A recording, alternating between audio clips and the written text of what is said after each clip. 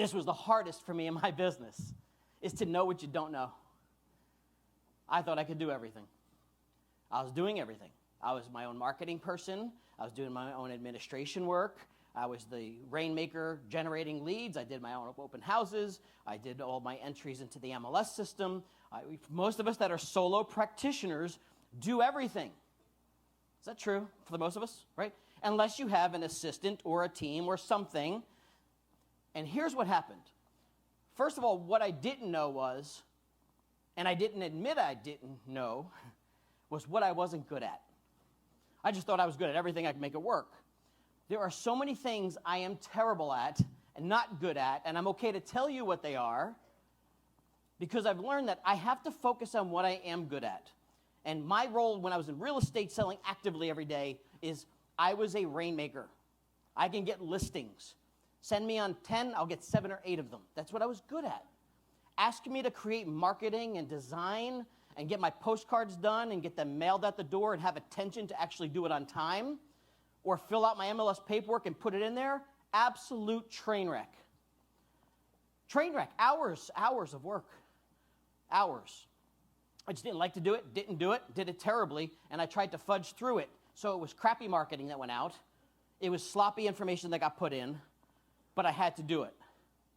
So I had to do this and realize that, 2 things. A, if I could just focus on doing better at what I do and find out what piece of the puzzle, and that's kind of what I want to ask you, is what piece of the puzzle are you? Because here's what's happening, and it's going to tie into the next slide. There's a lot of people in this business that might not be sure if they're going to sustain and be in this business for a long time. That doesn't mean you don't have an important role here. See, in our business, people don't do well, the churn is very big, and they phase out of the business. And yet sometimes we lost a very critical piece of person that could be valuable in this business. So for me, if I'm a rainmaker, you might be one too, I can go out and talk to people, network, prospect, I have no issues with any of that, do listing presentations. What am I not good at? The other stuff. Well, guess what? There happens to be an agent in my office that's doing about 3 deals a year, and she can't pay her bills, and she's licensed like us, and I don't really know what she's doing, and she's not sure if she could stick around. But guess what? When I talk to her, she loves marketing. She loves to be in the office. She hates talking to people. I almost want to ask, why are you in real estate? But they're here. Some of us are in the room. It's okay. And I said to myself, finally, when I learned this, do you know how valuable you are to me? Because if you're going to make 5 or 10 or 15,000 a year and starve, I could pay you a lot of money because I can make a lot of money with your resources and your help to help me do what I do best. And I don't care if you want to call it a team or not, but having that resource help me, I now know what I need. I need someone to help me do that.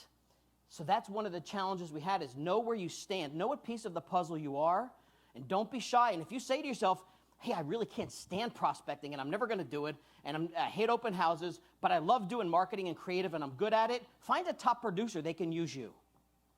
Truth, there's huge value. Don't go out of the business, right? You have to find those pieces and understand which one you really are. Don't, make sure you're really truthful with yourself. That's the hard part.